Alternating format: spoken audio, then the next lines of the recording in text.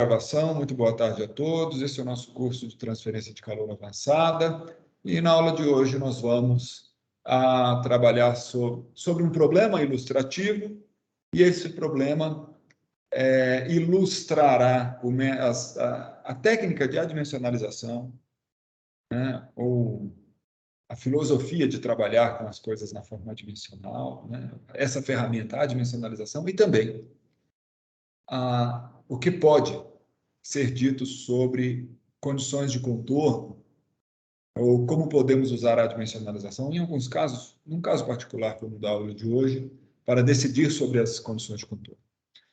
Né? Então, vamos lá, sem mais delongas, já estou delongando demais. Estou projetando meu quadro para vocês. Lembrando que se tiverem qualquer dúvida, qualquer que seja, minha gente, abram o microfone e falem imediatamente, tá? Eu quero mais participação de vocês. Eu já tinha até começado, eu colocado isso aqui na aula passada, vou colocar de novo. Isso aqui, então, eu vou chamar só para ficar compatível com o nome da aula de hoje, isso vai ser um problema ilustrativo. Tá? E o que é esse problema aqui? Eu coloquei aqui que seria uma esfera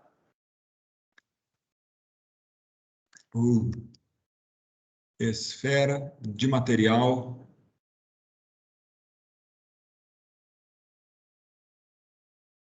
radioativo em um banho térmico.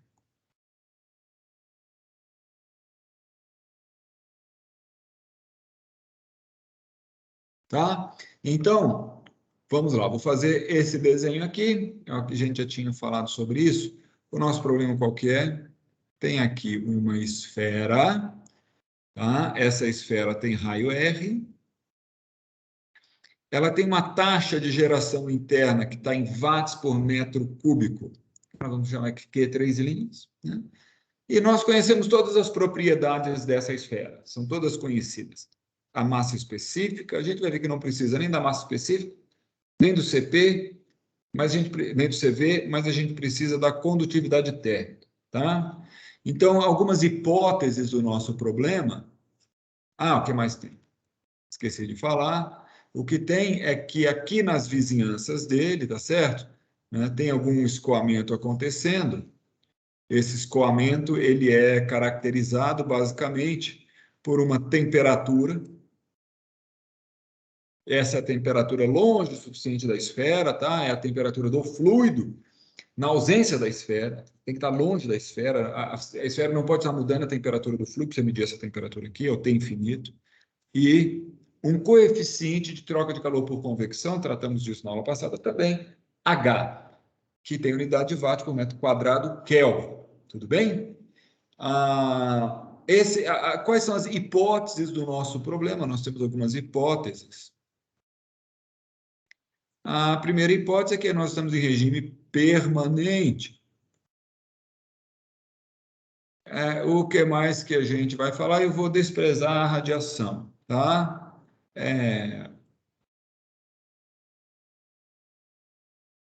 Ela não necessariamente está desprezada, tá?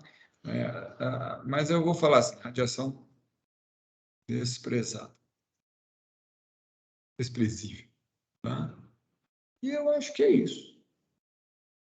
Tá? Eu acho que é isso. Né?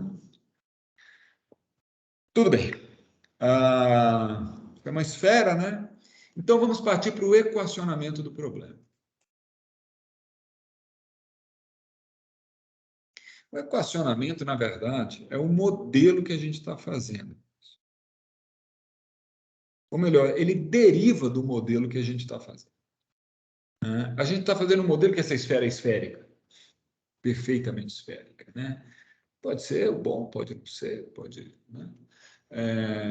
E outra coisa que a gente está falando, a taxa de decaimento desse material é a mesma em todo lugar, o Q 3 linhas é o mesmo em todo lugar, também é algo que pode... E outra, né? A gente está dizendo que o H é o mesmo, vamos supor que isso aqui é um escoamento de convecção natural, a gente está falando que o H é o mesmo na parte de baixo, na parte de cima, o que não é muito verdade.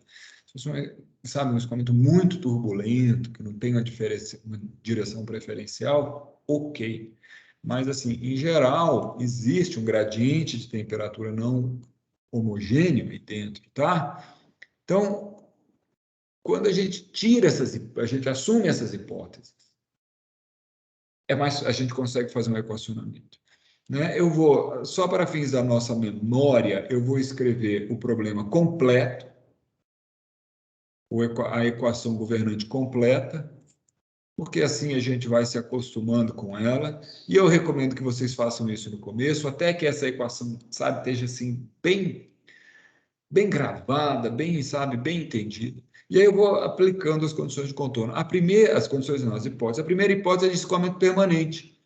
Então, olha que interessante, se o escoamento é permanente, não importa nem a massa dele, no caso a massa específica, né? Não importa se aquela é uma esfera de aço, né? Ou melhor, aço, e isso vai fazer diferença não pelo ρ, mas pelo K. Né? O que eu quero dizer, pronto, é isso. O que eu quero dizer é que a densidade não vai importar. Ou seja, o comportamento deste problema, o campo de temperatura, ele vai ser diferente para o aço e para a madeira, não porque o aço é mais denso do que a madeira ou do que o vidro, mas sim por causa das diferenças na condutividade, tá bom? Então, se isso é zero, vai embora. Se aquele K é constante e é Professor, 1D, oi, esse C é o CV ou é o CP? nós falamos sobre isso um pouco, mas é bom você lembrar. É bom você lembrar e trazer isso à tona, tá? Esse V, esse cara aqui é o CV. Ele é o CV. Mas como eu estou num sólido, e aí eu vou assumir que tanto div de U é zero, como que o coeficiente de expansão também é zero. Então, nesse caso, CV igual a CP. Na verdade, para que seja constante, o que você precisa basicamente é disso, tá? Que isso seja constante. Zero, não. Ai, eu falei zero, mas isso é uma loucura. Ah, não, coeficiente de expansão zero, exatamente. Exatamente, é isso que eu quero dizer. Ou seja, a massa específica não depende da temperatura. A massa específica não depende da temperatura, tá? Então, nessas condições, todo mundo vai ser igual mesmo, tá bom? E o que é o Certinho, caso professor. mais típico para Obrigado. sólidos, tá? Para sólidos. Para líquidos, ok. Para gases, nunca. Nunca pode errar. Então, quando a gente trabalha nisso aqui, esse problema fica assim, ó, K, que multiplica o Laplaciano de T, mais Q, 3 linhas igual a zero. Lembrando que este aqui é um Laplaciano 1D. Por quê? Porque, na verdade, a temperatura é função apenas da coordenada radial do problema. E é aqui que eu pedi no estudo dirigido de vocês que vocês vissem como que fica isso aqui, porque é óbvio que a gente vai usar uma coordenada esférica aqui, não é isso? Para escrever esse cara. Então vai ficar K sobre R ao quadrado, coordenadas esféricas, o R sai ao quadrado, DDR de R ao quadrado, DT, DR, mais Q, 1, 2, 3 linhas, igual a zero. E agora eu preciso prescrever condições de contorno, tá? Eu queria ajuda. Vou escrever uma coisa aqui importante. O domínio deste R aqui é de 0 até o R maiúsculo da esfera, que seria o R dela. Tá?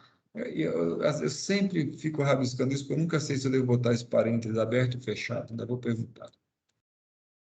Eu vou botar aberto porque me parece que faz mais sentido dizer que a equação diferencial só vale para os pontos em que tem derivada de um lado e do outro, e, portanto, eu tenho que ter limite de um lado e do outro. Então, eu nunca posso estar no zero exatamente para ter limite do lado esquerdo do zero, mas eu acho que isso é uma grande bobagem. Mas agora eu preciso dizer quais são as condições de contornos. O que é equação governante? Eu quero ajuda. Alguém me fala qualquer condição de contorno aqui. Equilíbrio na superfície? Equilíbrio térmico na superfície, Rogério. Muito bem, essa é uma condição muito importante. O que diz essa condição? Ela diz que o calor que chega por condução, e aí é usando a lei de Fourier, e esse calor é K dt dr. Isso tem que ser avaliado na superfície. A superfície da esfera é em Rzinho igual a R maiúsculo. O calor que chega por condução, e aqui é por unidade de área, é transferido para o fluido pelo mecanismo da convecção. Então, ele vai sair como H, que multiplica T de R menos T infinito. Porque, como que era a lei do resfriamento de Newton, H, o calor, a convecção é H vezes a área, mas aqui dá para unidade de área, vezes TW menos T infinito, onde TW é o T da parede, é o T wall. A parede aqui acontece em Rzinho igual a R maiúsculo, tá? Olha, tem que botar o sinal de menos e tudo. Tá aí, tá tudo certinho. Alguma dúvida nessa condição de contorno? Tudo certo, professor. E eu estava pensando aqui em Dirichlet também no centro, Ra igual a zero. Aí eu já não sei, Rogério. Porque Dirichlet, eu tenho que saber qual é o valor da temperatura. E qual é o valor da temperatura lá no centro? Eu não tenho. É complicado. Talvez seja outra. Simetria. É de simetria. Porque a gente sabe que se o perfil de temperatura vai depender só de R. Portanto, vamos assim, só por uma questão metodológica, vamos imaginar que a esfera esteja gerando calor e não consumindo calor. Então, a temperatura dentro dela vai ser maior que a temperatura do fluido. E a temperatura máxima nessa esfera vai acontecer onde? No centro. Se o centro é um ponto de máximo, quanto que é a derivada no ponto de máximo? É zero, tá? E então, eu vou usar uma condição de contorno de simetria. Eu vou dizer que dt drzinho em zero é igual a zero, tá? Se a gente quisesse dar nome a esses camaradas, a gente já falou sobre isso. Isso aqui seria uma condição de equilíbrio térmico. É a condição de contorno mais importante de todas. E essa aqui seria uma condição de simetria, também essencial nesse problema. Repare que, pelo fato do problema ser simétrico, a gente está identificando que este ponto zero não tem fluxo de calor nele. Mas não faz sentido, né? Quer dizer, teria que ser assim, né? Porque para ter fluxo de calor diferente de zero tem que ter uma área, né? Mas eu quero saber se está todo mundo comigo, se todo mundo entendeu. Sim, professor. Ótimo. Agora a gente vai fazer uma brincadeira aqui. Eu quero contar quantos parâmetros tem no problema. E quero fazer uma distinção entre o que é um parâmetro independente e o que são os parâmetros do problema. Ou melhor, vamos lá. Este problema, o que a gente quer, a nossa pergunta primária, ou se a gente descobrir como que a temperatura varia ao longo da coordenada R minúsculo, tá? Nós saberemos tudo. A gente vai saber descobrir. A gente sabe se você souber essa função, você sabe a temperatura na interface, você sabe o fluxo de calor na interface, você sabe o perfil de temperatura, você sabe tudo, né? Então, é isso que a gente quer. Esse cara aqui, então, são duas variáveis do problema. A temperatura e o R. São as variáveis do nosso problema. Mas ele tem alguns parâmetros. Ou seja, isso aqui depende de quê? Eu vou ter um perfil diferente, ou os perfis vão mudar, os perfis de temperatura vão mudar em função de que parâmetros, tá? Então, eu vou começar aqui, vocês vão me ajudar. Parâmetros do problema. Ó, eu vou olhando aqui, vou na equação governante, o primeiro parâmetro que eu estou vendo aqui é o K. Ora, para cada K, se eu variar o K, vai mudar o perfil de temperatura. Ele vai ser parecidão, mas vai mudar. Então, K é um parâmetro. Outro parâmetro, Q3 linhas. Sem dúvida, Q3 linhas é um parâmetro. Se eu tiver um material que tem mais ou menos taxa de geração de calor ou taxa de endotérmica, né? Vai mudar. Tá aqui. Outro. Alguém fala outro parâmetro que eu não listei ainda. H. H. Quem que falou? Arthur. Outro. R maiúsculo. R maiúsculo, que às vezes a gente esquece dele, mas é. Você tem uma esferona grande, uma esfera pequena. Outro. Infinito. Não ouvi. Tem infinito. Tem infinito. É verdade, tem infinito. Então, se a gente olhar bem, quantos parâmetros eu tenho? Ou seja, se eu quisesse fazer um gráfico de perfil de temperatura, né? Eu quero dizer o seguinte, eu venho aqui e vou fazer um gráfico de perfil de temperatura. Rapaz. Às vezes acontece. Quero fazer um gráfico de perfil de temperatura, não copio ainda não. Isso aqui é o R, isso aqui é o T, tá? Então, aí eu vou ter lá vários perfis de temperatura, né? E eles vão ser, se eu mudar o K, muda o perfil, se você mudar o Q, muda o perfil. Se você quiser fazer um estudo paramétrico, que vão pensar nisso, né? Gente, olha só, a gente ia ter um universo de parâmetros para variar de 5 variáveis. Imagine que você quisesse estudar isso aqui para 10 valores de K, Q, 3 linhas, H, R e T infinito. Se você tivesse que estudar isso para 10 situações diferentes, tá? Quantos perfis de temperatura você ia ter? Para 10, ou melhor, para 10 valores de K, 10 valores de Q, 3 linhas, 10 valores de H, entendeu, né? Se você tivesse que fazer isso, quantos perfis de temperatura você ia ter que produzir? É uma pergunta. Queria que alguém errasse aí para mim. Seria 10 vezes 9 vezes 8 vezes 7 vezes... Eu acho que ia ser 10 vezes 10 vezes 10 vezes 10. Eu não entendi esse teu fatorial, não. Eu acho que era tudo 10 vezes 10. Imagina se eu só tivesse dois parâmetros. Eu ia fazer 10 e 10 do outro também, não? Ou não?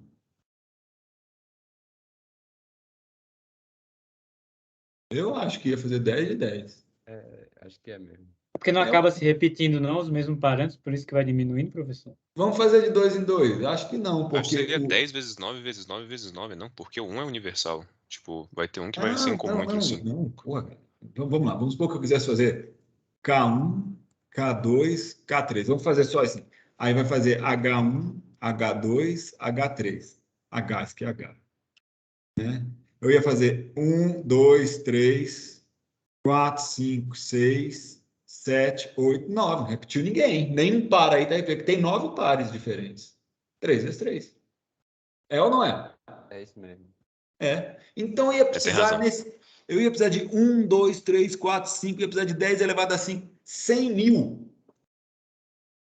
Agora eu vou falar o seguinte, eu vou falar o seguinte, mas porque você está estudando um problema no seu doutorado ou no seu mestrado que tem 5 variáveis dessa aqui. E o seu problema não tem uma solução analítica igual a gente vai chegar aqui. Porque para nós, como tem solução analítica, é fácil. Tá? O problema não tem solução analítica. Sua equação diferencial parcial, super não linear, está lá cheio dos termos lá. Quantas simulações você vai ter que fazer? Ou se você for fazer experimentos, quantos experimentos você vai ter que fazer? Então, imagine, tá? O problema que é isso, tá bom? Então, olha só, a minha proposta, o que nos ocorre neste caso, é adimensionalizar o problema. É gerar uma solução adimensional. Vamos ver que quando a gente adimensionaliza sabiamente, tá? Se você adimensionalizar sabiamente, você vai conseguir reduzir de forma muito significativa o número de parâmetros do seu problema, tá? Então, olha só, em problema de transferência de calor, quase sempre uma primeira providência que se toma, tá? Então a gente vai trabalhar aqui na adimensionalização.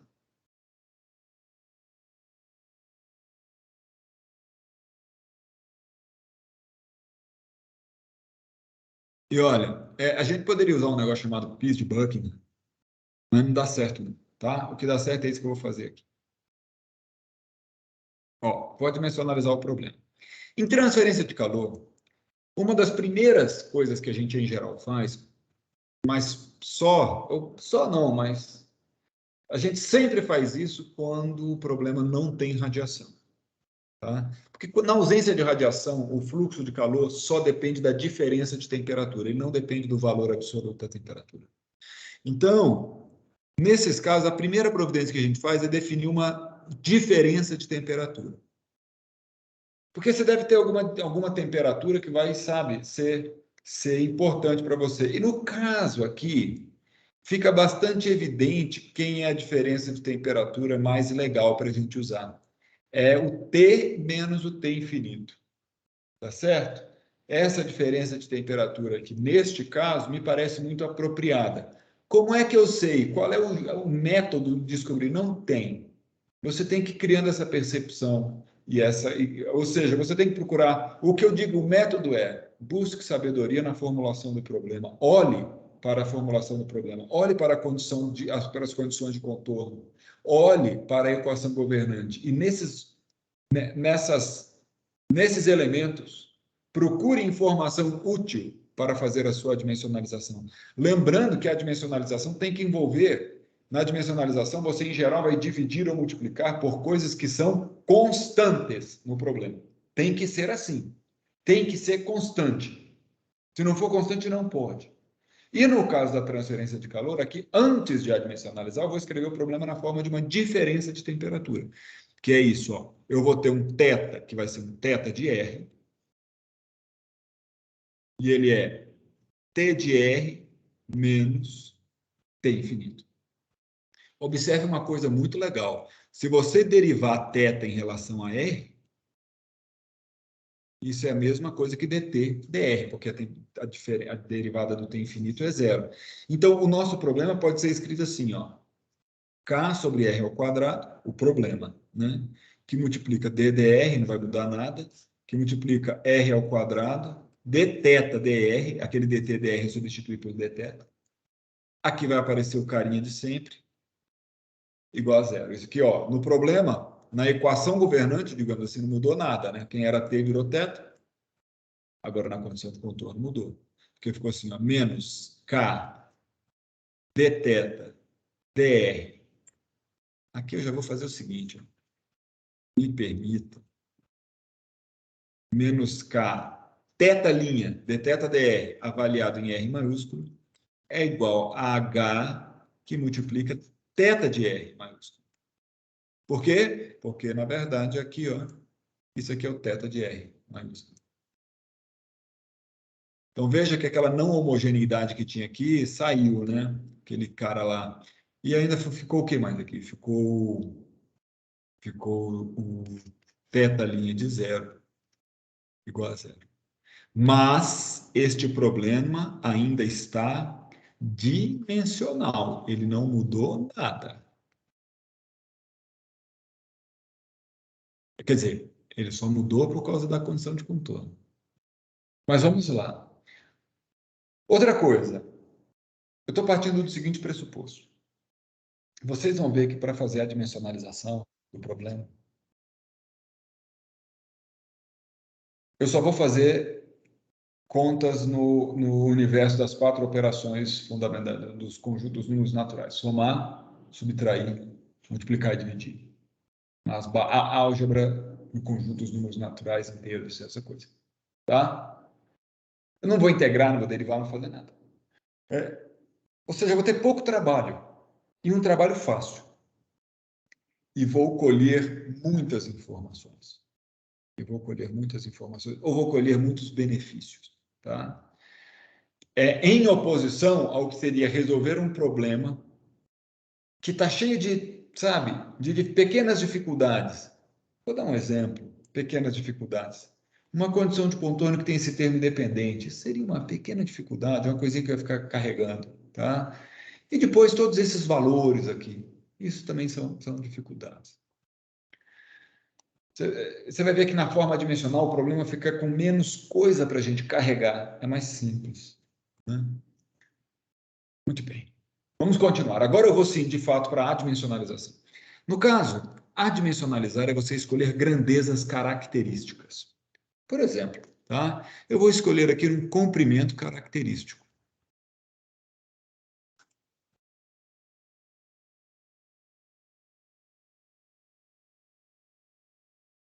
Quem vai ser o comprimento característico do meu problema? Alguém chuta aí, fala um aí.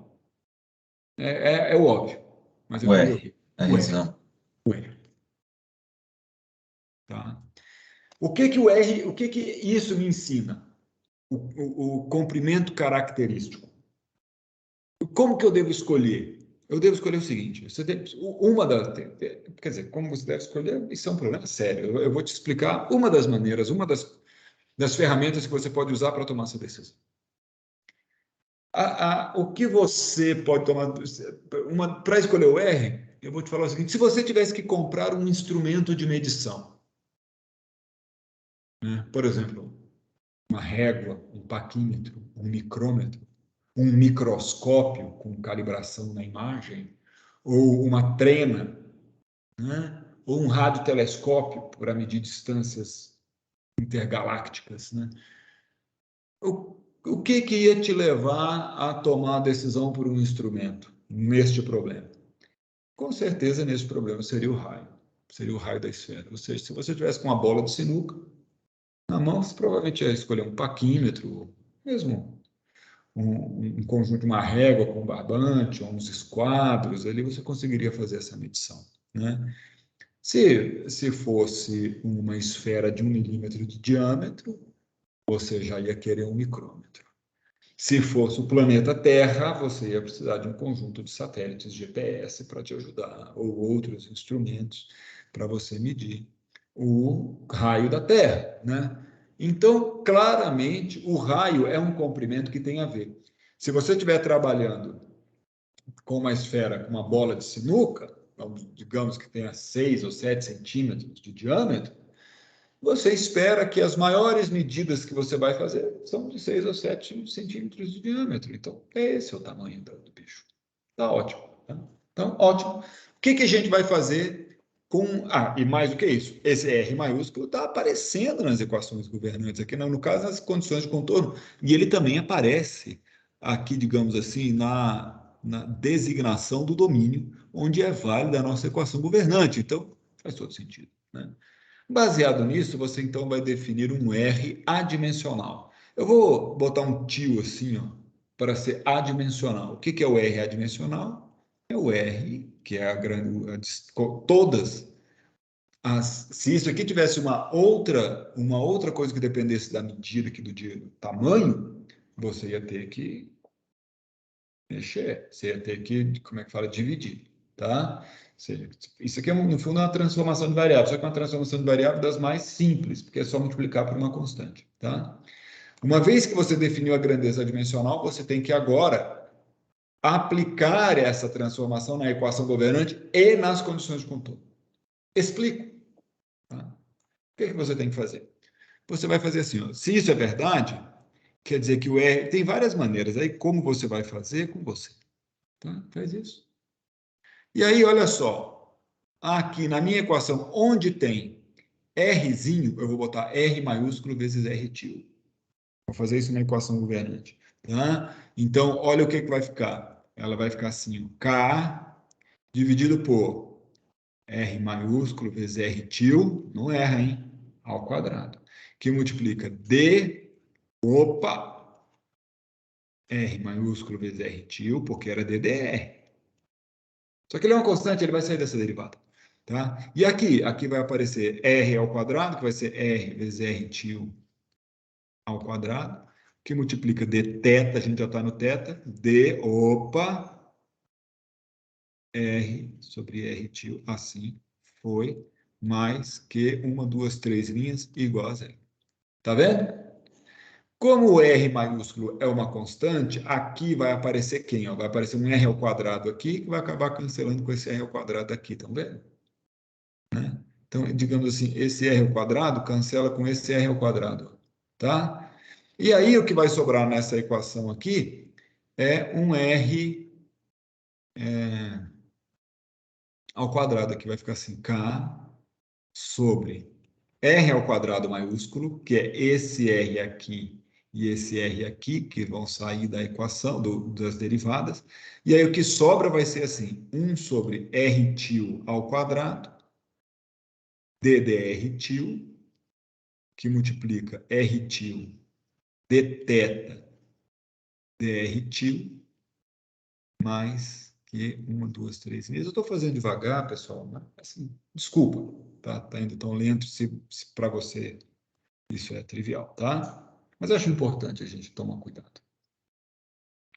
E agora? Essa equação ela continua dimensional, até no comprimento. Mas o que aparece aqui, pois não, Arthur? Então, R é um quadrado ali, né, professor? A derivada. Dentro do parênteses. O R til quadrado. Opa! Aqui, né? Isso. Obrigado, gente. Muito obrigado. Tá? O que eu vou fazer agora é dividir por essa constante. Eu divido toda a equação por essa constante. Tá? Na hora que você dividiu toda essa equação por essa constante, ela vai ficar assim, ó. 1 sobre R til ao quadrado, vamos ver se eu não esqueço agora, d não sei o quê, R til ao quadrado d θ dr til, mais R ao quadrado, que 1, 2, 3 linhas, dividido por K, igual a zero. Tá? Tá todo mundo comigo? Legal. Não, ainda falta uma coisa. E as condições de contorno? Né? A gente tem que adimensionalizar as condições de contorno. Tá? Uma delas é bem trivialzinha.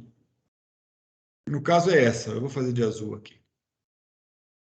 Porque essa é assim, dθ dr. Só que o R, como é que ele é? Ele é R til vezes R maiúsculo.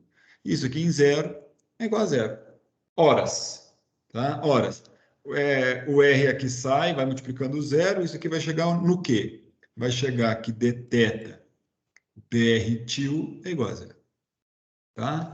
Essa outra ficou assim, menos K dθ dr maiúsculo R til, tudo isso avaliado no...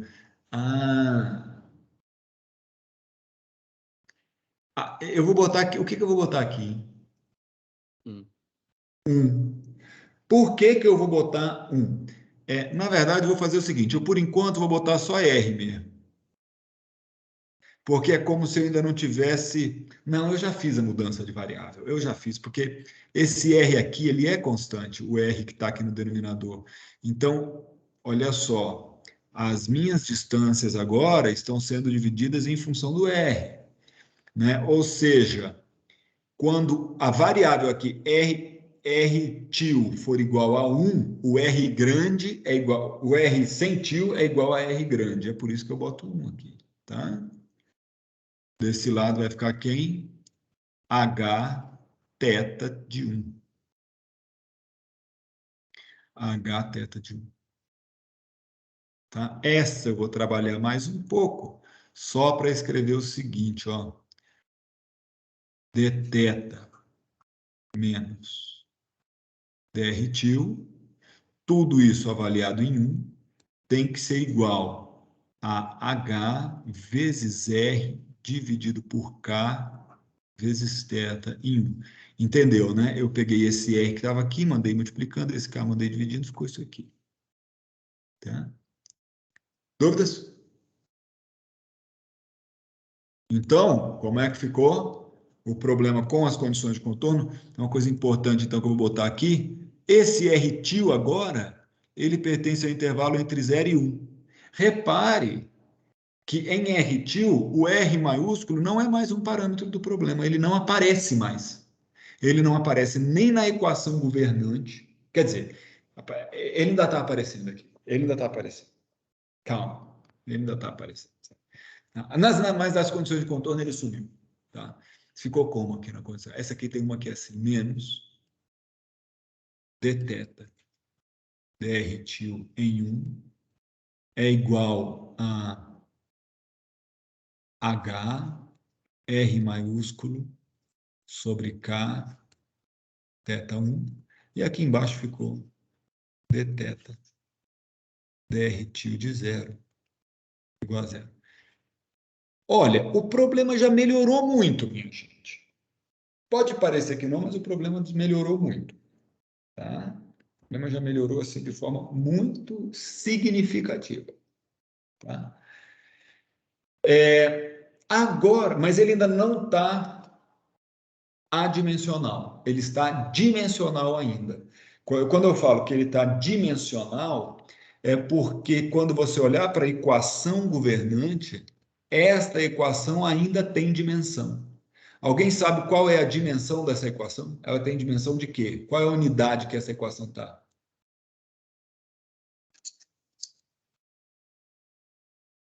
Felipe, Arthur.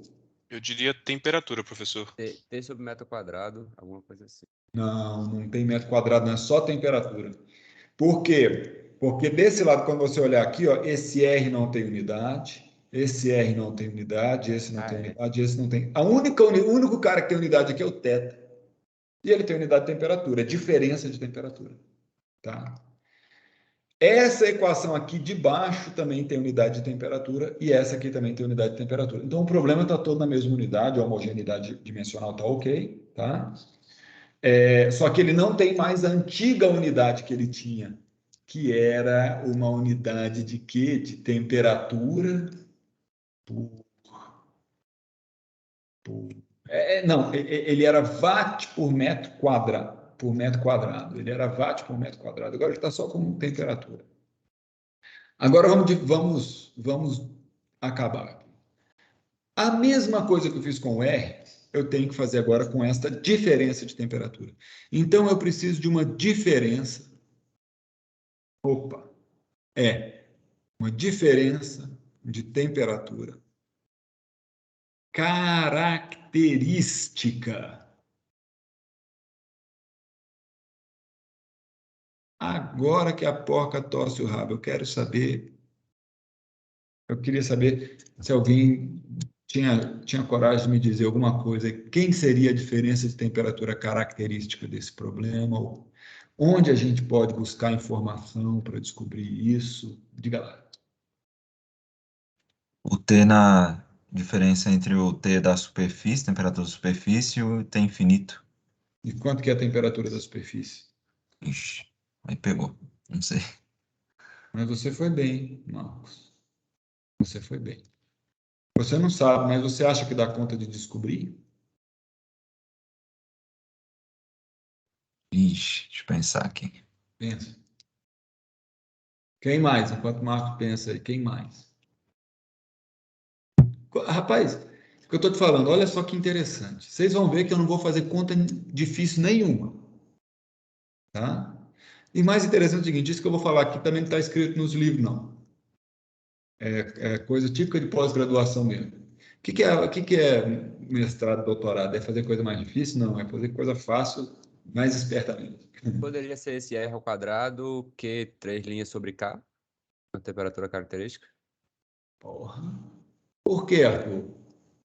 Porque está na dimensão de temperatura e... Está na dimensão de temperatura. Poderia ser. Tá? O que o Arthur observou, sem, assim, você vê como é que é. A gente não ficou em silêncio aqui. Eu fiz a pergunta e saiu, e 2 respostas vieram em menos de 1 minuto. A gente precisa, às vezes, pensar um pouquinho antes de querer atacar. O Arthur olhou para o problema e reparou que esse grupo que eu estou circulando com o meu mouse aqui tem unidade de temperatura. E ele participa de uma equação onde aparece a diferença de temperatura. Então, na verdade, o que o Arthur está falando é o seguinte, ele falou assim, sei lá, vou falar aqui a minha θ é diferença de temperatura. Então, eu vou botar diferença de temperatura característica. Vai ser igual a Q, 3 linhas, como é que é? Vezes R ao quadrado, dividido por K. Dividido por K. Né? Bom, foi isso, tá? É isso aí. É isso aí. Né? Às vezes, a gente podia até dar uma conferida, ver se tem unidade de temperatura, mas tem, né? Isso tem unidade de temperatura, mas olha só, quem é a unidade Q 3 linhas? É watt por metro cúbico. Quem é a unidade R ao quadrado? Metro quadrado. Quem é a unidade K? Watt, watt por metro Kelvin. Watt vai a glória, esse cara cancela com esse ao quadrado, esse foi a glória com esse, sobrou o Kelvin. Mas a gente não precisava fazer a conta, eu fiz a conta só de brincadeira, né? Por que a gente não precisava fazer a conta? A gente não precisava fazer a conta porque claramente isso tinha unidade de temperatura só de olhar para a equação governante. Parabéns, Alto. Tá certo, é uma ótima escolha. Por quê? E a sua escolha tem que ter a ver com o quê? Ela tem que ter a ver com o instrumento que você vai comprar. Ou seja, qual a resolução do termômetro, termopar, sensor óptico, sei lá o quê, que você vai comprar para medir. Ele tem que ser capaz de medir que diferenças de temperatura. Olha que importante é isso. Tá?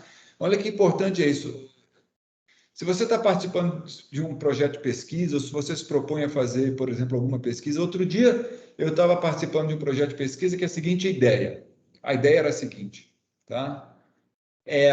Tem um lixão, eu sei que esse aterro sanitário foi coberto com terra, porque o pessoal não faz direito, a matéria orgânica que ficou lá embaixo, ela entra em decomposição, tem umas reações químicas e tal, e aquilo começa a liberar calor e outros gases, entre eles, se for bastante anaeróbico, vai gerar muito CH4, butano em alguns casos, vai... Bom, enfim, esses gases vão sair, vão percolar, a gravidade vai fazer eles saírem, e eles vão ser produzidos aí, de alguma forma pode ser aproveitado, é indicativo de poluição, não sei o quê. Pergunta, vamos achar onde estão saindo esses gases, porque eles são invisíveis, né? E o que era o trabalho, o que se queria fazer? A tese era, a reação lá embaixo é exotérmica, a temperatura desses gases é maior do que a temperatura do solo que está em volta daquele material onde está tendo a reação química.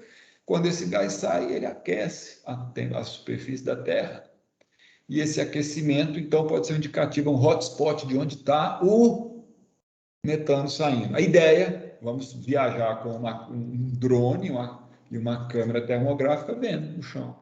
Onde ele estiver brilhando, é porque está saindo gás. Aí, a pergunta que se faz, na física, na ideia, está indo tudo certo. A primeira pergunta que se faz é assim, mas essas diferenças de temperatura, será que vão ser em que ordem? Por que eu preciso saber disso? Porque pode ser que seja invisível para a sua câmera termográfica. Pior do que isso, pode ser que as variações de temperatura por motivos outros, como, por exemplo, passa uma nuvem e cobre o sol, né? E o equilíbrio térmico na superfície muda, essas variações sejam várias ordens de magnitude maior do que a variação de temperatura por causa do gás. Então, pode ser que essa ideia simplesmente não funcione, né? E então, percebe que, na verdade, há muito mais do que simplesmente fazer uma matemática aí. Você está em busca de informação útil, com a menor quantidade de esforço possível. Então, isso aqui tem a ver. Agora, isso vai dar uma unidade de temperatura que tem a ver com quantos graus a temperatura vai variar. Ô, Marcos, fala comigo agora. Diga, professor. Deu conta aí? Calculou a temperatura na superfície ou não? Não, essa ideia foi genial, deixei quieto. A sua ideia foi igualmente genial. Ela é perfeita, tá? Porque muitas vezes um problema diferencial como esse, ele tem um vínculo integral, ou seja, ele tem que obedecer uma lei integral. Quase sempre é assim, tá? E às vezes essa lei integral é muito mais fácil de ser resolvida do que o problema diferencial. Vou dar um exemplo, né? O exemplo é o seguinte, tá aqui o exemplo é esse. Tá aqui a esfera. Vai comigo, Marcos. Eu sei que a temperatura lá dentro varia, né? Mas eu também sei que o Q3 linhas aqui dentro, isso aqui tem unidade de quê? Watt por metro cúbico.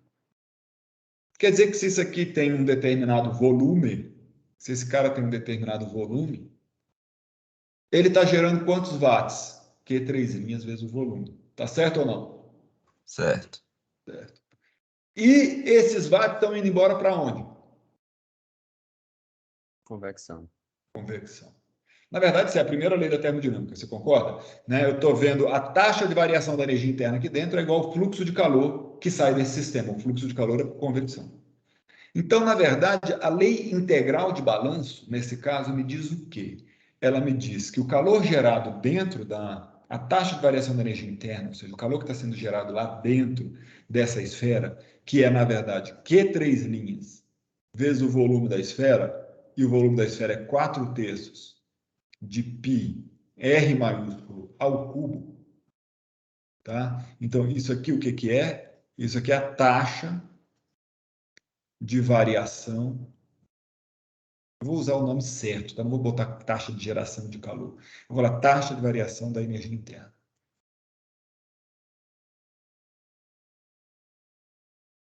Ou seja, é o termo DEI dt, lá na primeira lei da termodinâmica.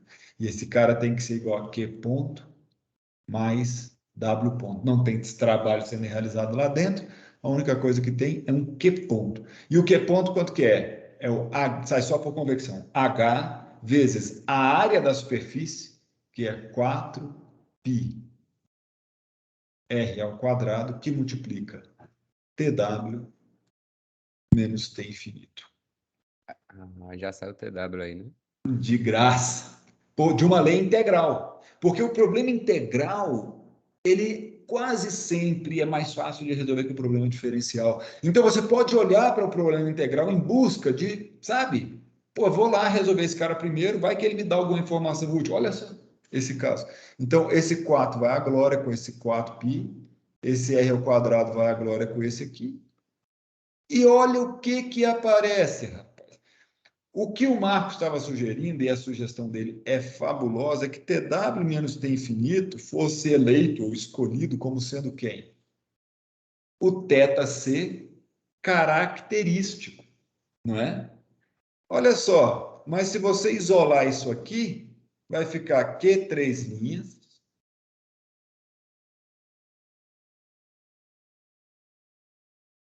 Q3 linhas que multiplica R sobre e tem sobre R 3H.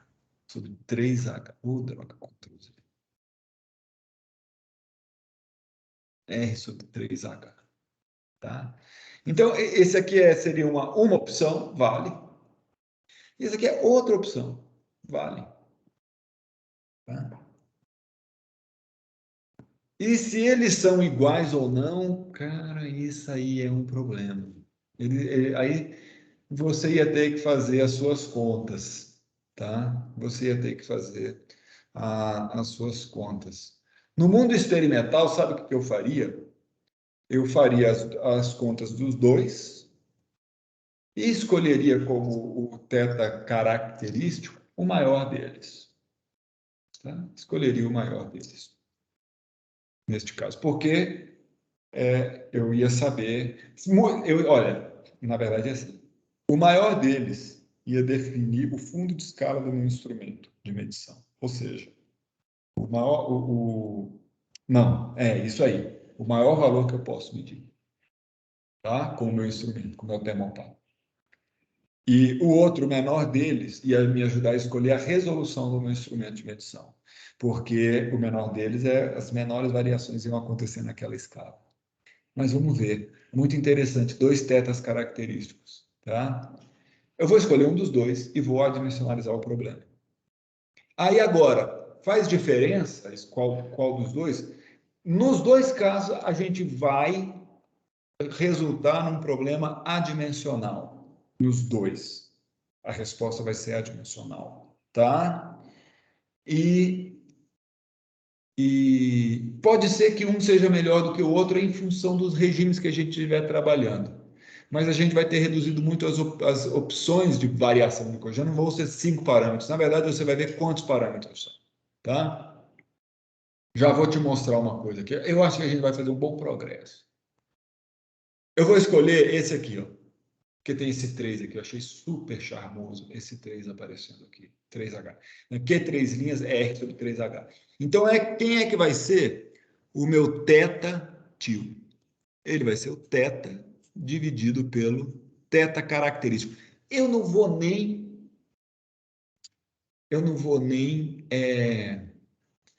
abrir ele agora. Eu vou só aplicar isso na equação governante. Quando eu aplicar isso na equação governante, ela vai ficar assim, ó.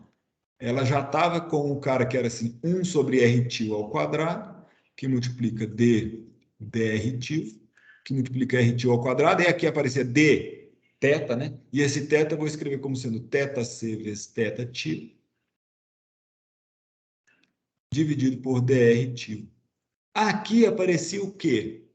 Aparecia um cara assim que era Q 3 linhas, R ao quadrado sobre K. É isso mesmo, Arthur? Que foi o que você escolheu, esse cara aqui, tá? Eu acho que é. Aí eu vou dividir pelo θc. Vou dividir pelo θc. Na hora que eu dividir isso aqui pelo θc, eu vou ficar com 1 sobre R tio ao quadrado, d dr tio, R tio ao quadrado, d θ tio, dr tio. Dividindo tudo por θc, vai ficar 3. Rapaz, agora que eu estou vendo, eu vou deixar exatamente assim. Acho que vai ser interessante. Eu não tinha nem planejado que fosse. Isso aqui vai ser a nossa equação governante. Esta equação governante é adimensional. Ela é adimensional. Tá? E agora? Falta o quê para adimensionalizar o problema? Falta adimensionalizar as condições de contorno. Tá? Mas essas condições de contorno vão ficar dimensionalizadas de um jeito muito trivial. Por quê? Nesse primeiro termo, vou lá para a caneta azul, nesse primeiro termo aqui, vai aparecer menos θ característico, θ tio, dividido por dr tio, igual a HR sobre K, e o θ ali vai ser θ característico vezes θ tio em 1. Ora, o θ característico cancela, não muda nada. E a segunda, idem.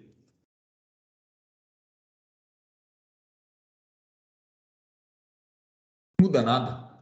Então, na verdade, a condição de contorno não muda, né? Porque não mudou nesse caso. Ela já estava universal.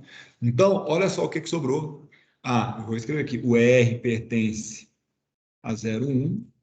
E o que sobrou aqui foi uma condição de contorno que é menos dθ tio dr tio em 1 igual a HR sobre K, que multiplica θ tio em 1, e a condição de simetria. Em 0 igual a 0. E agora vamos fazer o seguinte. Primeiro, dúvidas, gente. Eu vou me empolgando, vou falando muito rápido e tal. Isso quando eu vejo, eu estou escrevendo e falando. Nem sei se isso tem algum sentido. Dúvidas? Não, vou continuar. Vou continuar aqui no meu delírio. Rapaz, a gente viu o seguinte. A gente viu que não importa qual θc a gente escolhe, tem aquele termo lá, Q 3 linhas, R ao quadrado, capa, ou K, capa, sobre θc. Isso pode dar duas coisas. Né? Isso pode dar duas coisas. O que ele pode dar? Se a gente escolher um θc, ele vai ficar assim. Ó. Se a gente escolher θc igual a Q 3 linhas, R ao quadrado, sobre capa, o que acontece com esse termo? Eu vou chamar isso aqui de, sei lá, F, tá? F igual a 1. Se eu escolher esse θc, né? Vai dar 1. Aí esse termo aqui vai aparecer o número 1. E se eu escolher o outro termo? Se eu escolher o θc igual a Q 3 linhas, acho que era R só, multiplicado por... Não, acho 3H. Que... 3H, é isso? 3H embaixo. Quanto é que fica esse F, hein?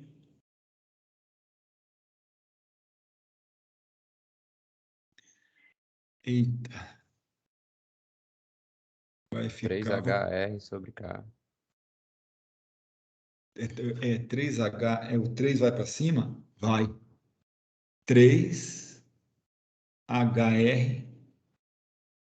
sobre K. Tá bom?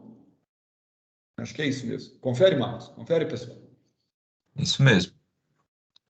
Gente, olha que interessante. Esse HR sobre K já tinha aparecido no problema antes. Aqui na condição de contorno.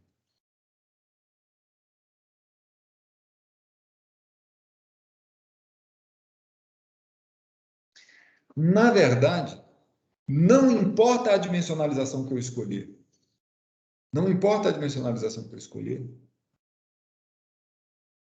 Então, vai ficar com esse... A solução vai depender desse cara aí. Vai depender desse cara aí. Entendeu? Vai depender desse grupo. Olha, deixa eu ver qual das duas eu escolhi aqui. Então, reduziu de 5 parâmetros para 1. Reduziu de 5 parâmetros para 1. Tá? Alguém lembra o nome desse grupo adimensional? Isso é um grupo adimensional. No final da formulação adimensional só sobra troço adimensional. Alguém se lembra o nome desse grupo adimensional? Esse é o Nusselt? Ou Não. o outro É lá, o né? pior? É o número de Biot.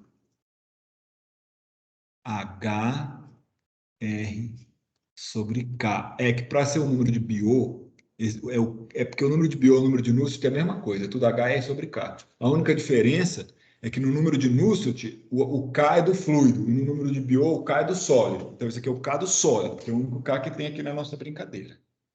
Tá? Então, esse aqui é o número de Biot. Né? Eu vou chamar esse cara, assim, rigorosamente falando, tá? O número de Biot, ele é um HL característico sobre K. Tem que ter um L característico. Aqui o nosso L característico aqui é o R, tá? É o R, tá bom? Olha, como é que fala? Eu ia passar isso aqui como dever.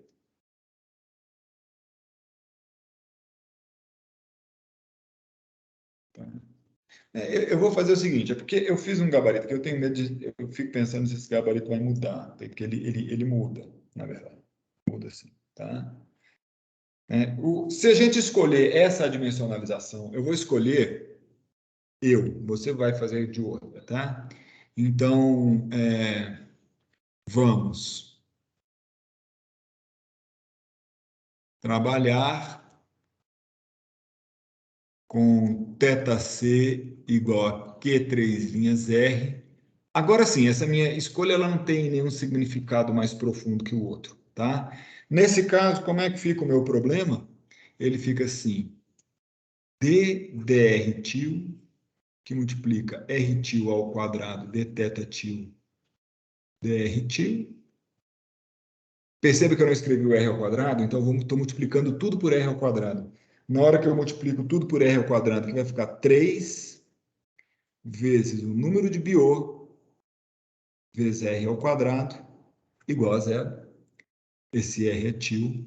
O R til pertence apenas ao intervalo entre 0 e 1. As condições de contorno são menos θ til linha. Agora eu vou voltar para a notação linha. Em 1 é igual a Biot vezes θ til em 1. E a outra é que θ til linha em 0 é igual a 0. Tá? O que vai acontecer se você não tivesse feito, se a gente tivesse escolhido o outro cara, ia mudar, que aqui não ia ser o Biot. Não ia aparecer desse 3 Biot. Tá? Aqui ia aparecer igualzinho, que a gente viu que é indiferente o θc aqui. Lembrando que a nossa escolha, aí você tem que complementar aqui, em que R til é, na verdade, quem? é, na verdade, Rzinho sobre R maiúsculo, e θ é a diferença de temperatura, ou seja, TR menos T infinito adimensional. Nesse caso, nós escolhemos que ela vai ser, então, Q 3 linhas, R, dividido por 3H. Tudo bem? Eu gosto dessa aqui, eu vou te falar por que eu gosto. Na verdade, eu acho que eu sei por que eu escolhi. Porque, muito embora essa outra escolha, a escolher essa aqui, que seria uma temperatura característica do processo de difusão, isso aqui está associado com a difusão de calor dentro do sólido, porque depende do K. Tá? A gente vai, este fenômeno pode ser importante ou não. Tá? A gente vai ver isso já já. No entanto, o que eu quero dizer é o seguinte, isso aqui pode ter muito a ver com a diferença de temperatura ou pode não ter nada a ver com a diferença de temperatura, na verdade. Tá? Muito embora seja uma diferença de temperatura típica do problema, né? Mas ela pode não ser a maior de todas, a que vai definir o instrumento. Esta aqui é. Por quê? Porque não importa as condições, esta diferença de temperatura aqui, ela é a diferença entre a temperatura na superfície do sólido e a temperatura no meio, né? Então, essa é uma diferença, assim, é uma coisa bem típica do problema, tá? Esse número de Biot, se a gente reparar bem, né? Vamos fazer observações. Vamos fazer observações, tá? Ó, fazer observações. Né? O problema adimensional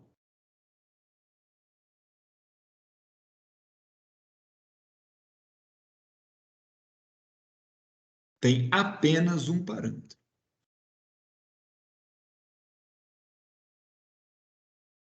Então, imagine que alegria, você ia fazer 100 mil gráficos, tá certo? Agora você vai fazer gráficos que vão depender só de um parâmetro, do Biot. Até seu experimento vai ficar mais fácil você descobrir como variar o Biot. Né? Para variar o Biot, nesse caso, né, você fixa o número de Biot. Eu esqueci de dizer. Em que R é isso, e tem que botar o Biot, né? Lógico.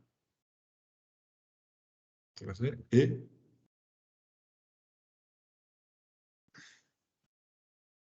Tá lá, né? Então tá aí. Esse é o único parâmetro que a gente tem que monitorar. O resto tudo vai sair. É como se todas as 100 mil linhas colapsassem sobre linhas quando o Biot é o mesmo. Ela só depende do número de Biot. Cada problema desse só vai depender do número de Biot. Né? Então, isso é muito legal. Fala, Diego. Opa, boa tarde, agora. Boa tarde. Eu estava vendo aqui a definição de Biot. Esse comprimento característico seria R sobre 3, né? Porque é a relação entre a área da esfera e o volume. Mas a gente está usando o R, e isso aí é uma... deriva das colocações que você adotou, ou a gente deveria adotar R sobre 3 como comprimento característico? Inclusive, nas soluções analíticas para a esfera, o Biot que a gente tem que usar é baseado no R, sem o 3. Tá? O que o Diego está falando, gente, é o seguinte, eu vou falar um pouco sobre o número de Biot. Tá? Então, essa é a primeira... Esse aqui foi o primeiro progresso. Tá? Primeiro progresso. A gente só tem um parâmetro, e é o número de Biot. Parâmetro que é Biot igual a HR sobre K. Tá? Número 2. O número de Biot. Tá? O que ele significa? O que significa esse número de Biot? Tá? Olha, esse número de Biot tem muito que se diga sobre ele. Tá? Então, se você, por exemplo, a gente está vendo ali, a definição clássica do número de Biot, ela é assim. Clássica não. Você tem que falar que o Biot é sempre H, que é uma propriedade do escoamento, vezes algum comprimento característico, dividido pelo K. Tá? Esse aqui é o número de Biot. Então,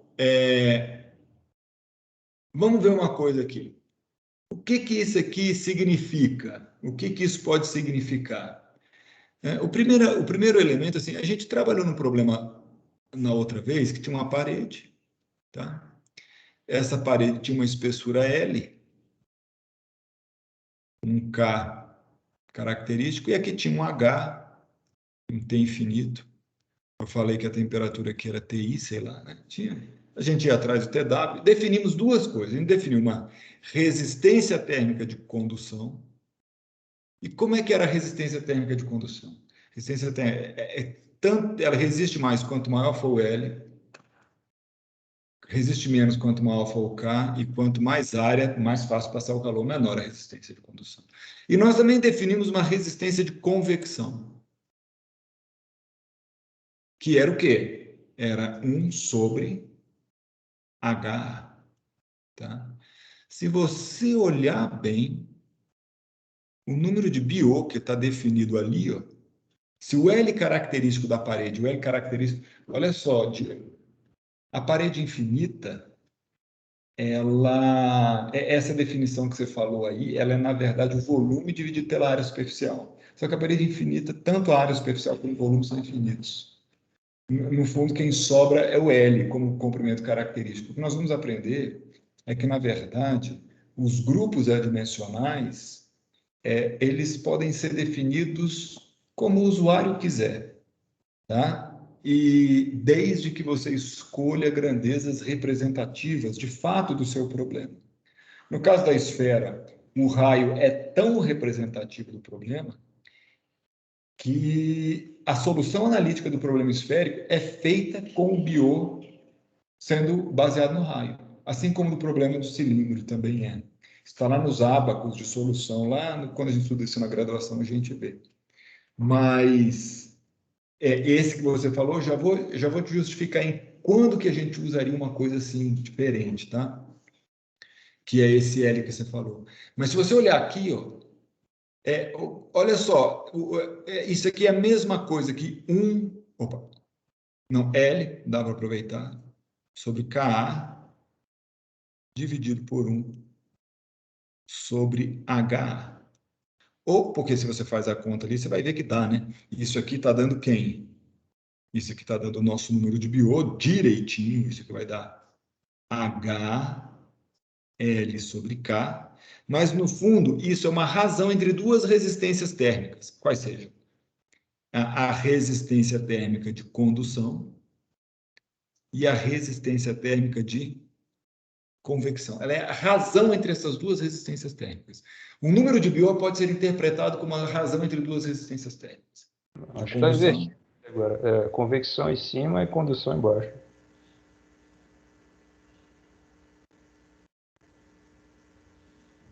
Acho que é assim mesmo. Ah, não, o resultado... É assim mesmo.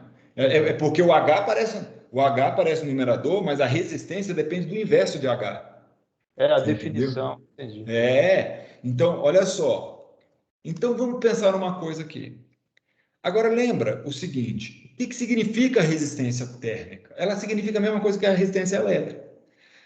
Quando a corrente elétrica atravessa uma resistência, o potencial cai. Se a resistência é muito grande, o potencial cai muito. Se a resistência é muito pequena, o potencial cai pouco. No problema térmico, o potencial é a temperatura. Não é isso? Então, se a resistência de condução, se a resistência térmica é muito grande e está passando um fluxo de calor, que faz o papel da corrente elétrica, se a resistência é muito grande, a queda de temperatura é muito grande. Tá? Então, como que a gente pode interpretar o número de Biot? A gente pode interpretar o número de Biot assim. Se a resistência de condução for muito maior do que a resistência de convecção, então agora eu vou puxar um negócio aqui. Ó. Se o Biot for muito grande, significa que a resistência de condução é muito maior que a resistência de convecção. Mas o que isso significa? Significa que a queda de temperatura no circuito, na parte de condução, ou seja, dentro do sólido, vai ser muito maior do que a queda de temperatura na parte de convecção. Este caso aqui, no caso da nossa esferinha, tá? O que isso ia significar? Você podia pegar 3 temperaturas aqui. Você pode pegar a temperatura no centro, que nós sabemos, vamos supor que é o material que está gerando calor. Então, a temperatura no centro é a temperatura máxima. Tá? Vou chamar isso aqui de TO, vou chamar isso aqui de TW, e aqui tem o T infinito. Se o BO é grande, a resistência na condução é muito maior, portanto, a diferença de temperatura na condução é muito maior. Então, isso aqui quer dizer, ó, que se o BO é grande, quer dizer que o TO menos o TW vai ser muito maior do que o TW, aqui eu botei W aqui, mas é infinito. TW menos T infinito. Você entendeu? Então, olha que interessante. Se você pensar assim, mas então se o BO fosse 1000, 1000 é muito, muito maior que 1. Tá? Se o BO fosse 1000, minha gente, significa que a temperatura que é no centro da esfera ia ser muito alta. E aí ela caía quando chegasse na periferia da esfera. E a temperatura do fluido ia ser essa aqui, mais ou menos. Depois ela ia chegar na temperatura do fluido, praticamente igual. Porque é diferente, aqui é temperatura e aqui é raio. Eu vou fazer um desenho mais bonitinho. Mais uma grande queda ali. E aí ela... Tá? Vamos supor que seja assim. Tá bom? Né? Então, aqui, ó, esse aqui é o R grande. E aqui é algum lugar lá no fluido, onde a temperatura já é T infinito, ou seja, fora da camada limite, né? O desenho ficou meio fora de escala. Mas olha só, se o BO é muito grande, significa, se você levar isso assim no limite, né? E 1000, na verdade 100 já é bem grande, tá? Se você levasse aqui no limite, era como se caísse assim e a temperatura fosse essa. O que eu estou querendo te dizer é que se você tiver um processo com um BO muito grande, você pode simplesmente aproximar a condição de contorno na interface por dizer que isso aqui é zero. Ou seja, que TW é T infinito, está na temperatura do fluido.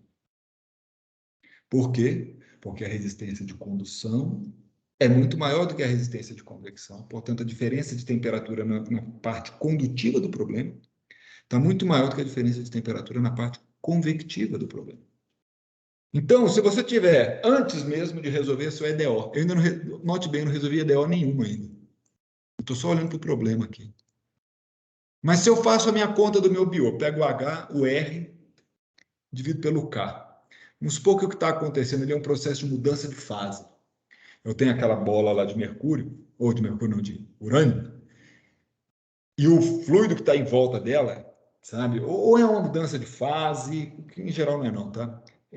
Nesse caso aí de usina nuclear, nunca faz mudança de fase. O que você faz é, você pega um fluido que tem uma alta condutividade térmica. Na verdade, é uma solução salina de alta condutividade térmica. Tá? E aí você faz aquilo passar, tem bombas poderosíssimas fazendo aquele negócio passar em volta ali do seu elemento radioativo. Aí quando você faz, ou seja, o H é muito alto. Aí você faz a conta do R. O K já vai ser baixo, o material é um metal, né? Quando você olhar, esse BO dá altíssimo. Então você fala, não, nem preciso fazer minhas contas aqui, tá? Porque eu sei que o BO é muito alto, né? Se o BO é muito alto, então eu vou simplesmente falar que o θ em 1 é zero, ou seja, não tem diferença de temperatura entre o fluido e a parede do sólido em 1. Se o BO é alto. Oi. Linha, né? Teta linha. Não, θ. É mesmo que é diferente. É o θ, é a diferença de temperatura. Eu não tô, olha só, o BO é muito grande, é como se eu tivesse passado o BO dividido aqui e matado esse θ ali, mas eu não gosto muito desse raciocínio matemático. Você entendeu? Mas serve também. Quer dizer, se você pegar esse BO, dividir aqui no θ', se o BO for muito grande, pegou o θ' em 1 e dividiu por um número muito grande e deu zero. Tá. Mas eu prefiro entender da outra forma. Entendeu? Legal? Legal. Legal. Tá? Agora, e no outro limite? E no outro limite? Qual o limite? O que ia acontecer se o BIO for muito baixo? E esse aqui é um caso importante também. Se ele é muito baixo, quer dizer que o R de convecção é muito maior do que o R de condução. Muito maior que o R de condução.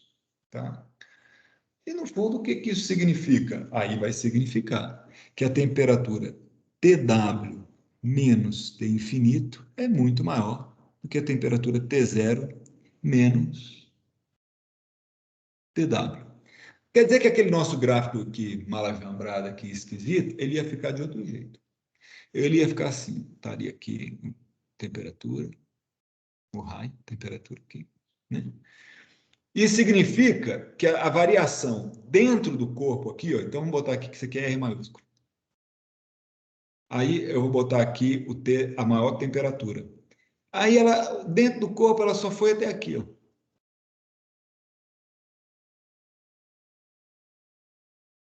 TW. Ela vai assim.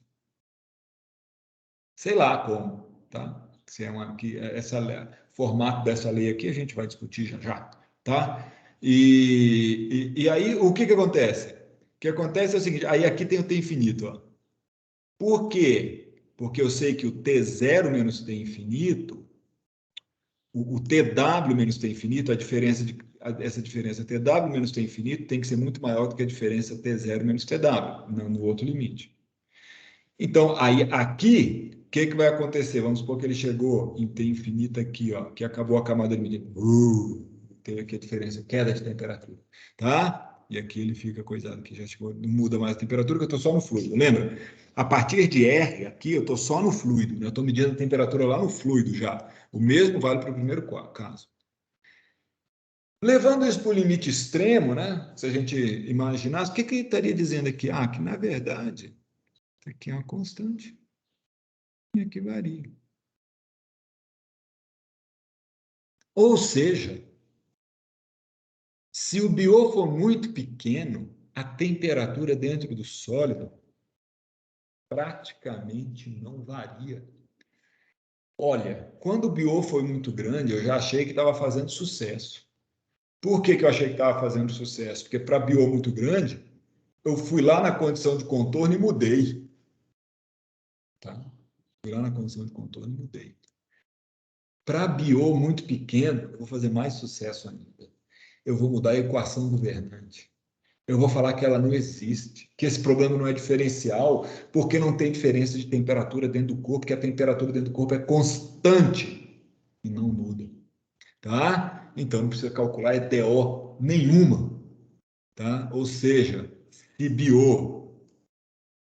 Aí essa chave aqui ficou ruim, porque deu a entender que eu ia mexer na outra condição de contorno, e eu tinha pensado que ia mesmo, mas não fui, tá? Ó, vou pegar esse aqui, vou tentar arrastar aqui para ele ficar aqui. Se o BIO é muito grande, quem muda é isso. Agora, se o BIO é muito pequeno, quem muda é esse cara. Sabe para que ele muda? Ele muda para o seguinte, ele vai falar assim, θ til é uma constante. Θ til é uma constante, que é igual ao θ til em 1, que é igual precisamente à solução deste probleminha algébrico que nós resolvemos em algum lugar aqui. Ou seja, quem é que vai ser? Vai ser esse aqui, ó. A diferença de temperatura, esse aqui, 3 linhas, R sobre 3H. Todo mundo entendeu?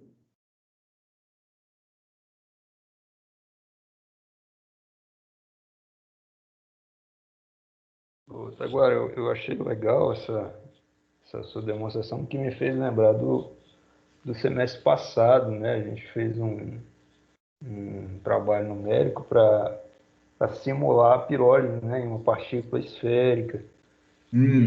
Isso ajuda a gente a compreender melhor. Tá, então vamos ver o que está acontecendo. Se ainda está rolando reação química ali, está gerando produção de voláteis, você olha o bior, ou seja, se a condutividade dentro desse fenômeno, né, tá tendo uma combustão lá, combustão não, uma pirólise, né, a sua esfera a gente está usando uma esfera de serragem, né? Tá. Se ela está passando pelo processo, você olha o bior. Se o bior é grande, ou seja, você ainda está tendo uma preponderância na condutividade em detrimento da convecção, né? Só que ao longo do tempo, quando mudava, a gente via que o bior ia diminuindo e aí a temperatura ficava constante, ou seja, não rolava mais diferença de temperatura entre o centro e a superfície. Perfeitamente. Só olhando o bior a gente já saberia, né? Que isso já...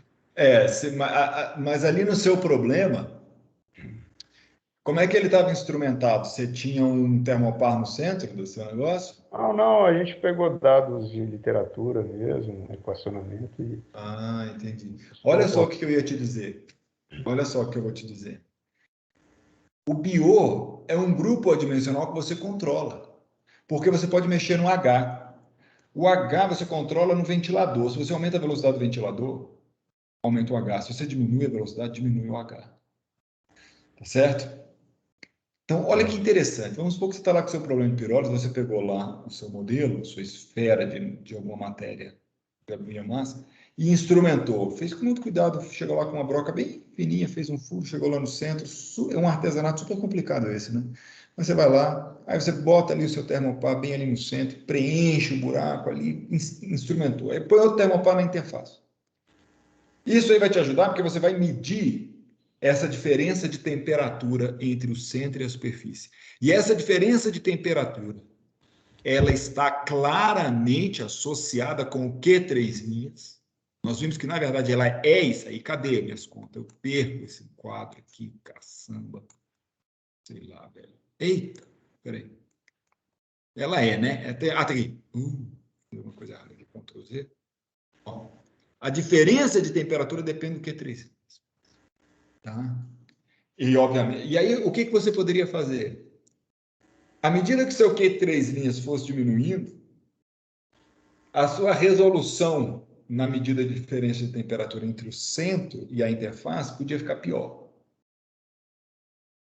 Olha, a minha proposta de experimento, o seu problema, seria medir a diferença de temperatura. E com a diferença de temperatura, o R e o H, você sabe quem é o Q3', que é a sua fonte de calor. E aí você vai usar seus modelos de cinética química para quantificar o que você quer lá dentro. Tá? Em termos desse Q3', que seria uma entalpia de geração. E aí você vai lá e usa o seu modelo de cinética química. Mas, à medida que a reação fosse acontecendo, esse Q3' ia fading, ia murchando, ia morrendo. Aí o que você podia fazer? Vai tirando o H dele. Vai diminuindo a velocidade do ventilador, se é que havia. Né? Ou, na verdade, eu até colocaria um. Né? Mas você vai controlando isso aí. Ou aumentando o R. Né? Você faria, não, nesse experimento, é melhor, em vez de eu fazer uma bolinha de biomassa desse tamanho, é melhor eu fazer uma grande. Já meio, como é que fala? E da grande eu só vou medir no final, quando eu pegar a última, o último quelinha, quando ele já tiver quase sem mais pirólise, sei lá. Você entendeu? Você controla o seu experimento, porque você controla o grupo adimensional. Na verdade, esse tipo de coisa, quando a gente está fazendo experiência de laboratório, é do mais alto valor, porque no fundo é por isso que tem experimento que é bom e tem experimento que não é tão bom, no sentido de que aquele dado sai com muito erro ou com pouco erro, porque você planeja bem aquela coisa, entendeu? Parabéns, adorei a sua intervenção. Última intervenção, antes de liberar vocês, que é... Professor, Oi, Guilherme. no caso desse exemplo aí da pirólise, que aí, eu não sei, mas eu imagino que o Q3' ia variar, não ia ser uniforme, né? Ele Não ia. variar espacialmente. Aí, no caso, teria que tomar ainda outro adimensional para ser o adimensional a ser usado, ou Ia meio que mudar, né, a formulação. Ia porque você agora ia ter um Q3' de R, tá? Você aqui vai ter um Q3' de R. Mas aí você, digamos assim, você podia escolher algum Q de referência. Vamos supor, o Q quando começou o processo, que vai ser o maior Q3' de todo. Antes dela ter gradiente de temperatura, você ia ter um Q, que seria assim, na matéria da biomassa de quando está começando o processo, o maior potencial gerador de calor dela ali. Você entendeu? A maior entalpia de geração que ela tem, sei lá. E aí você ia ter um problema, que é o de determinar esse Q em função de R. Quer dizer, problema não, né? Talvez isso fosse a coisa mais interessante de todas. Você poderia tentar, então, usar métodos outros, a gente pode até chegar nisso, métodos variacionais, por exemplo, para tentar descobrir qual é a forma dessa função Q de R ali dentro, que teria tudo a ver com essas variações do problema de degradação termoquímica. Pô, isso aí dá um doutorado fácil, tá? Ó, Agora, oi? é uma dúvida ainda sobre a questão Puxa. que o Diego levantou aí.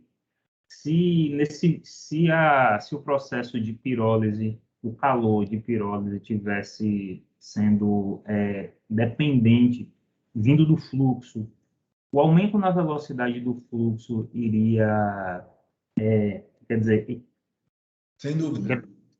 esse aumento na velocidade do fluxo iria melhorar ou diminuir a transferência de calor? E aumentar a transferência de calor desde o fluido até... O que você está falando é o seguinte, eu estou, como é que fala, para gerar a pirólise, eu preciso fornecer calor, né?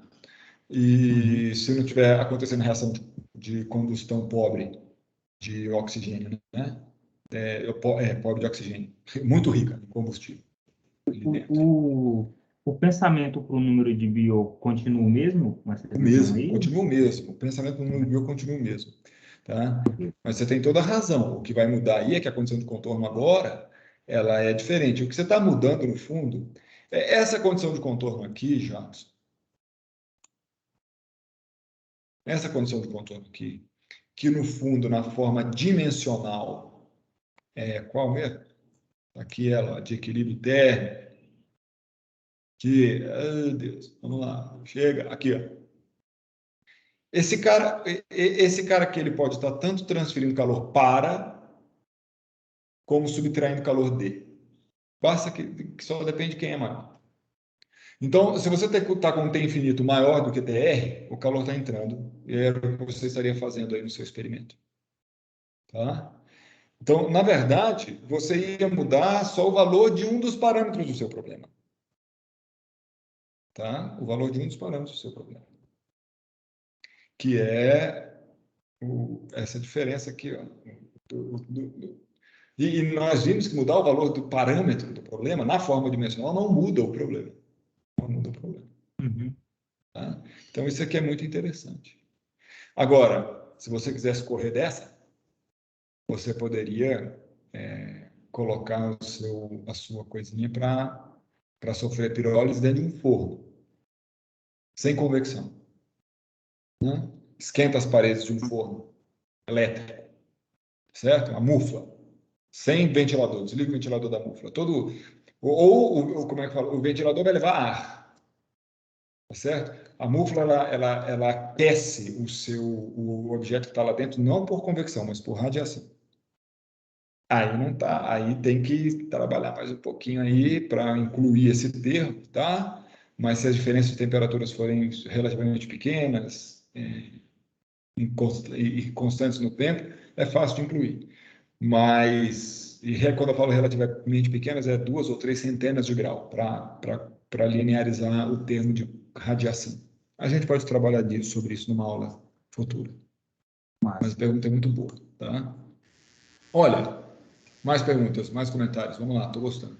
Oito agora, eu só quero, só para confirmar, eu tenho essas Vai.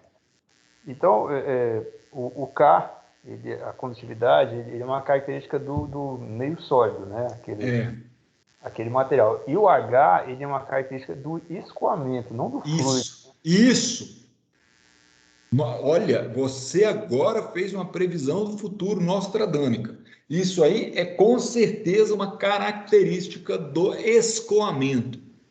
É lógico que se você tiver um escoamento de ar ou um escoamento de água na mesma velocidade, nas mesmas condições de turbulência, digamos assim, no mesmo regime de escoamento, o escoamento de água vai ter um H maior. Porque também depende da propriedade deste fluido, também depende, tá certo? Mas é porque a gente controla ele, como você falou, não, se eu aumentar ou diminuir a velocidade, eu mudo o H. Você controla o H. Tá? Na verdade, é uma das rotas de atuação do cientista, do engenheiro, né? Do ser humano no controle dos processos de transferência de calor é modificar o valor de H, porque você pode modificar o escoamento. É muito mais fácil modificar o escoamento do que modificar as propriedades do fluido, que eu quero, ou do material. É muito mais fácil você mudar o H do que você mudar o K.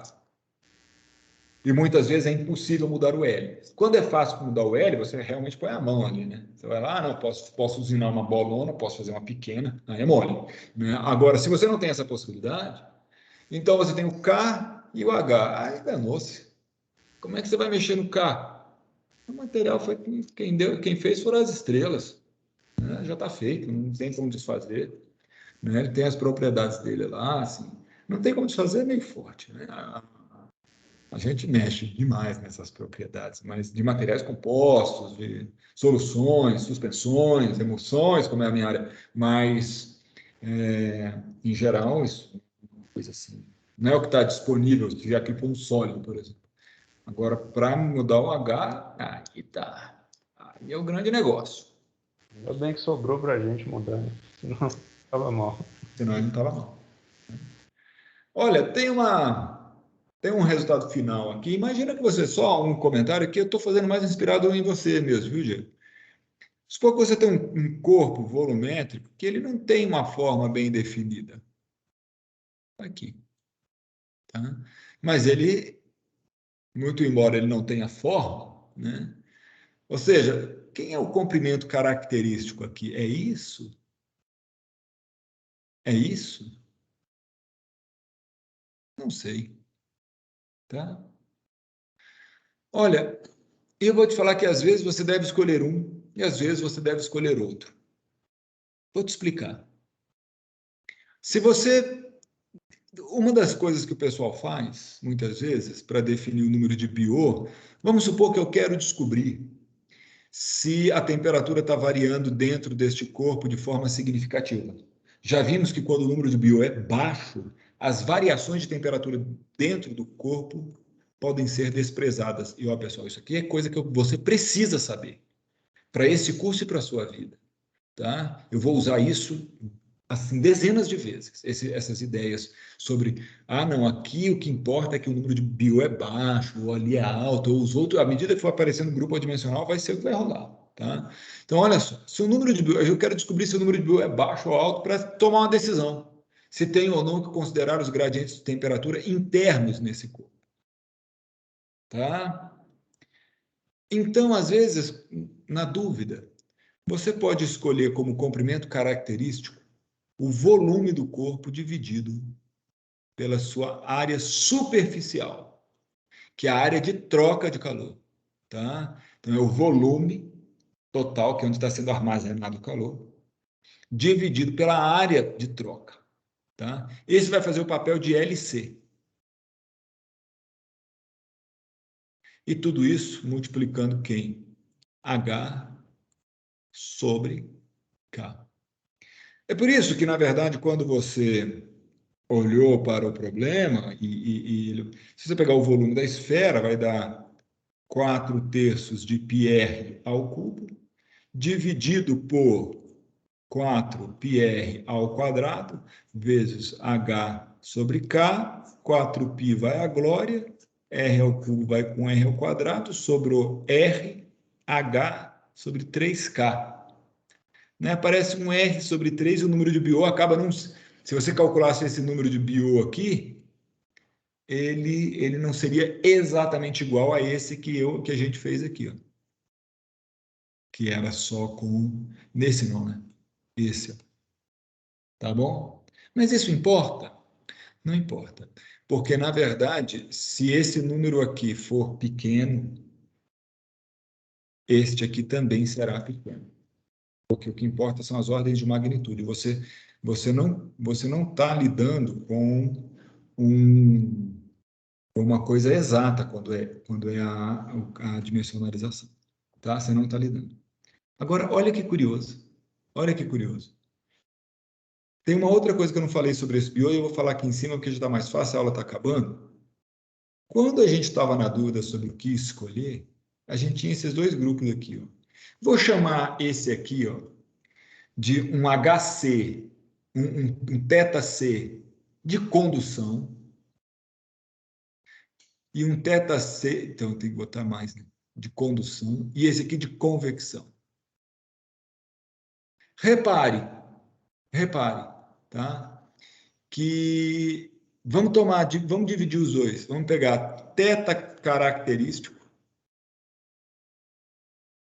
de condução é igual a Q, 3 linhas, R ao quadrado sobre K, e vamos dividir este cara por θ característico de convecção, que é a mesma coisa que multiplicar por 3H. Ah, eu devia ter feito ao contrário. Vou fazer o contrário, então. Θ característico de convecção dividido por θ característico de condução. Então, isso aqui vai ser o quê? O de convecção, que eu chamei ali, vai ser Q, 1, 2, 3 linhas, R sobre 3H. Será que eu tinha feito certo aquela hora, gente? Ah, eu tinha feito. Desculpa, eu já estou cansado, pessoal. Ó. Eu vou colocar aqui, esse aqui, eu vou colocar o de condução, porque eu quero que o H apareça no numerador. Quero que o H apareça no numerador. Então, me ajuda aqui. Aqui é o de condução, né? Então, isso, igual lá embaixo. Condução. Convecção. Isso, não, tem que ser, não tem jeito. Bom, eu estou tentando pensar em termos das fórmulas, mas não era isso que eu tinha que fazer. Agora, eu vou dividir por esse, que é a mesma coisa que multiplicar por 3H sobre Q, 3 linhas R, assim. Q, 3 linhas lá, Glória. Esse H vai aqui. Sobrou quem? 3 HR sobre K. Olha que interessante. Na verdade, essa razão aí que a gente fez, quando a gente, né, vai escolher por um ou por outro, no fundo, isso aqui é o nosso número de Biot. É aquele número de Biot. Então, olha que interessante nesse problema. Talvez faça sentido escolher o θC conde como grupo adimensional quando eu for para dimensionalizar a diferença de temperatura, quando eu realmente estiver interessado nas variações de temperatura, custe o que custar. Ou seja, porque nós vimos que quando o número de Biot é muito baixo, praticamente não tem variação de temperatura dentro do corpo. Mas vamos supor que eu quero descobrir quem são elas. Então, que eu quero monitorar essas pequeníssimas variações de temperatura. Qual é a melhor forma adimensional para tratar o problema? Quem está nos dizendo isso é, mais uma vez, o número de Biot. Se o número de Biot for alto, significa que o Q conde...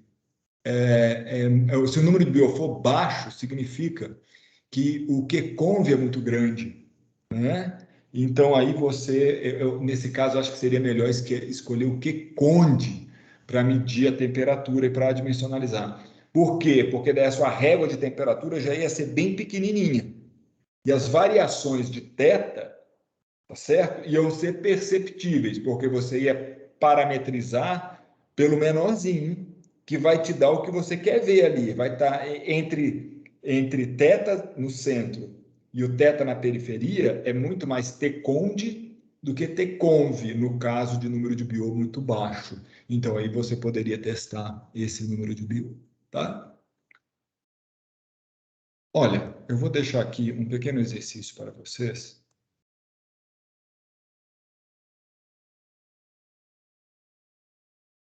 Exercício, vou deixar, sei lá, aqui, bem aqui do lado. De verde.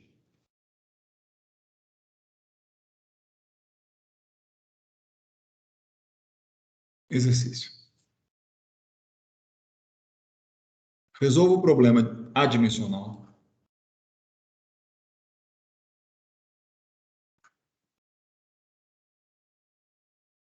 Ou seja, resolve a equação diferencial. Mas essa equação é só integrar duas vezes e aplicar as condições de contorno, tá?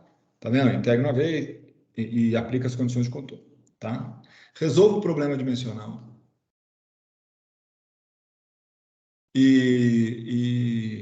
Como é que fala? E verifique que, dois pontos. Se BIO tende a zero, então θ tio tende a zero. E isso significa que T.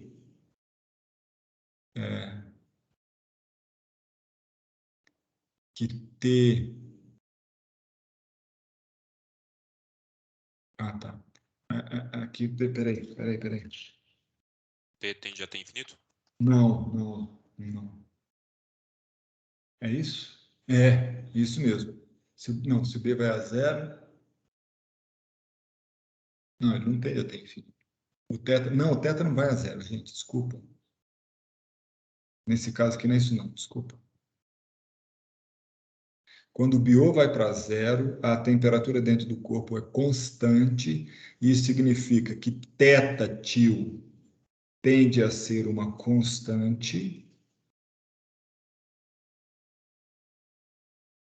E isso significa que T, que vai ser a constante dentro do corpo, né? Não vou nem escrever T de R, menos T infinito é igual a Q3 linhas é 3H. Tem que ser a solução que a gente fez lá atrás, a do TW, porque isso aqui é a mesma coisa que TW menos T infinito. Eu acho que é, tá? 2. Verifique que se BIO é muito grande, eu não gosto de botar tendendo a infinito, porque daí você vai querer tomar alguns limites lá e falar que ele é infinito, tá? Então é muito grande. Aí esse aqui você vai ver que θ tio tende a ser zero, deixa eu ver. Não é isso. Esse aqui não. Θ tio esse θ tio de... Ah, sim, aqui é da condição de contorno. Não, aqui, ó. Θ tio... Isso aqui, depois você resolve o problema analítico. Você vai ver que se o BIO for muito grande, se o BIO for muito grande, o que significa? Que sim, na verdade aqui é só isso. A gente viu isso já. Acho que foi uma das primeiras coisas que eu falei, que o θW, ou que o θ em R, que é igual ao θW, ele é praticamente igual ao T infinito, ou seja, a temperatura da superfície é igual à temperatura do fluido. Você pode usar, ou seja, que a solução... Ah, faz isso. Ó. Já sei. Eu já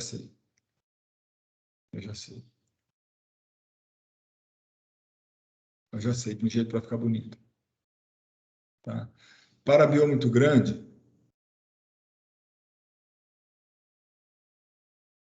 mostre que a solução do problema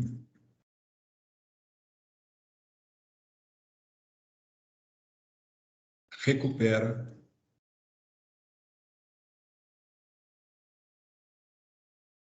a solução do problema análogo com condição de Dirichlet em R igual a R maiúsculo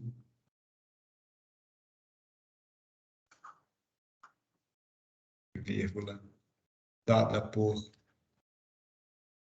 T de R igual a T infinito. Ou seja, resolve o problema com essa condição de Dirichlet, aí você vai chegar numa solução analítica, tá?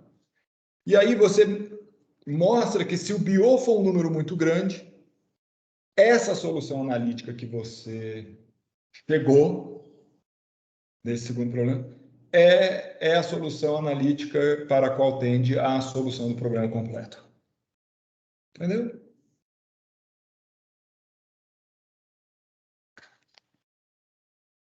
Dúvidas?